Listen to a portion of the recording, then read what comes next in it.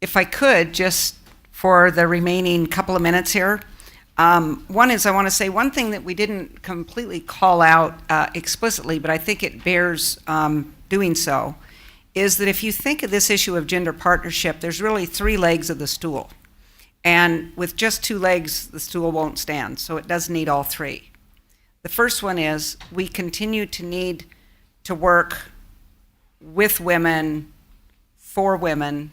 for themselves, their growth, their development, to end the mean-spiritedness that started on the playground with, girls, and all that little gossip and stuff that happens. So there's work that women need to do with and for women, including all their development needs and negotiation coaching and all kinds of things. The second leg of the stool, we got a good start on here, Jim, with your help, is the engaging men. That if men aren't part of an hour conversation, this is not going anywhere, and I've got 25 years to prove it because I've been at it that long.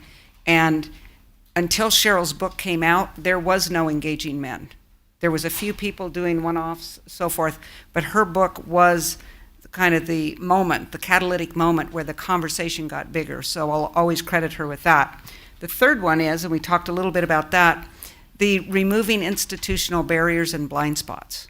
There's an awful lot of stuff that goes on in an organization that has embedded gender bias in it, whether it's the succession planning map, the slates for applying for different open recs that aren't diversified, whether it's the way we talk about talent, and some of you called that out, the words that you use to describe women when they're being a certain way, a lot of things like that. So it really is all three legs of the stool.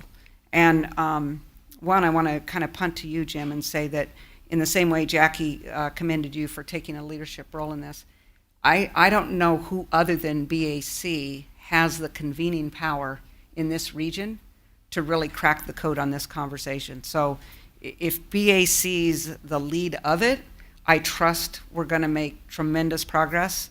And if not, then it feels like it could slip right back into the swamp and be another 25 years. So thank you for your leadership, and I'll let you have the last word about this. Thank you.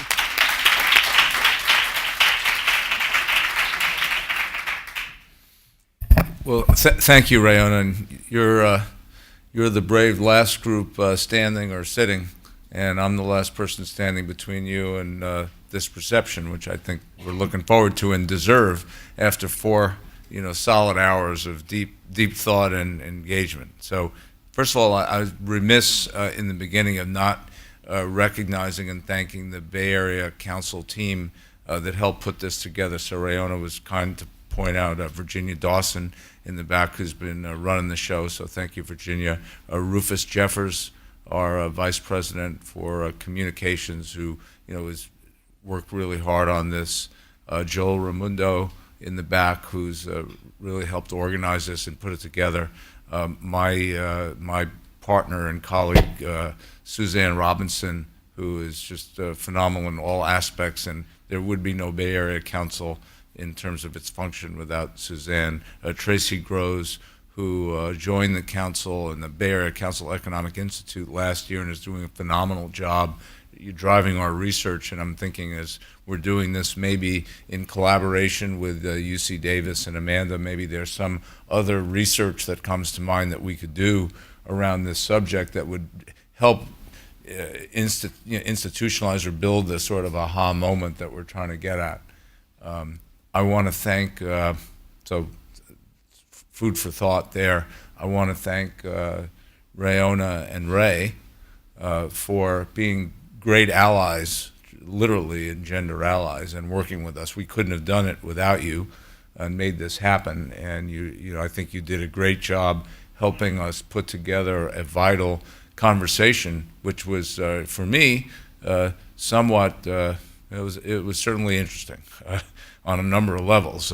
You said earlier, Rayona, you said, well, one of the process points for this is that you have to get to a place where you think you get it, and then you realize you don't get it, and then you can kind of build from there. Well, I felt all right because I knew I wasn't going to have any problem because I knew I didn't get it, And now it's just been reinforced how much I didn't get it in the first place. So I was right. So I feel okay about that. And then, but that leaves the question as to where do we go from here? And you brought that up. So here's my request to the group.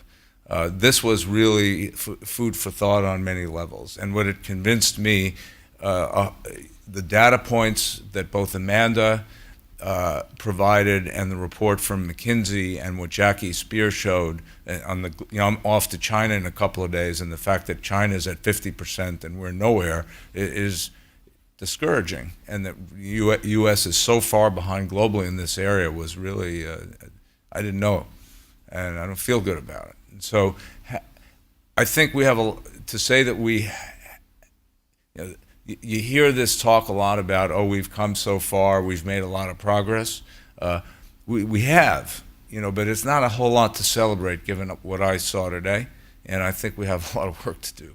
So I'd like to ask you to think about, in light of Rayona's challenge in the beginning of the day, that this has to be about a change in behavior. It's not about a change in our thinking about the subject. We actually have to drive it to the point of behavioral change, which we all know is very difficult for all the reasons that were explored. So I'd like to ask you to think about what, if the Bay Area Council can proceed on the issue, how should we do it? What actions, what strategy would lead us toward that behavioral change here in the Bay Area? I think we do have an opportunity in the Bay Area with a relatively close-knit business and social and political community, and an organization that's got at least a little bit of good reputation out there, that maybe we could have that. But we need to have a good thought out strategy and some key things that we're doing going forward, rather than just convening people and having conversation and determining that we have a lot more work to do. So I heard some really good ideas today. Not everybody had a chance to kind of take those yellow stickies and make them actualize those things. But I hope that we can use them and further comments. So we're going to reach out to you, we know who you are, and thank you for coming and being part of this. And think about, either individually or as groups, how we can build this going forward. And then I'm going to ask, Peg McAllister's on our executive committee, as is Jim Henry. And George Halverson, who's been a member for a long time, although he's retired from Kaiser, isn't there anymore, but remains, I think, a really strong influence on this. How we can get the license from the board of the organization to really take this forward in a powerful, meaningful, decisive way, where we can use some of the metrics that that you put up, Amanda. I think we know exactly kind of where we are. You've done a good job of telling us that. So as a region, we should be doing a heck of a lot better in 2020 and 2025, and we should be able to meet here when we're just a little bit older and look back and say, we made a difference. We drove this. And if we do, then the regional economy is going to be better. We're going to feel better. Our life is going to be better, because the economic points are incontrovertible. They're real, and we can do something about them. So again, thank you. I think we've hit the witching hour. Thanks for taking part in this, and we look forward to further. I didn't mention Kylie, so Kylie Lee back there. Yeah, Kylie right there. Thank you, staff, team.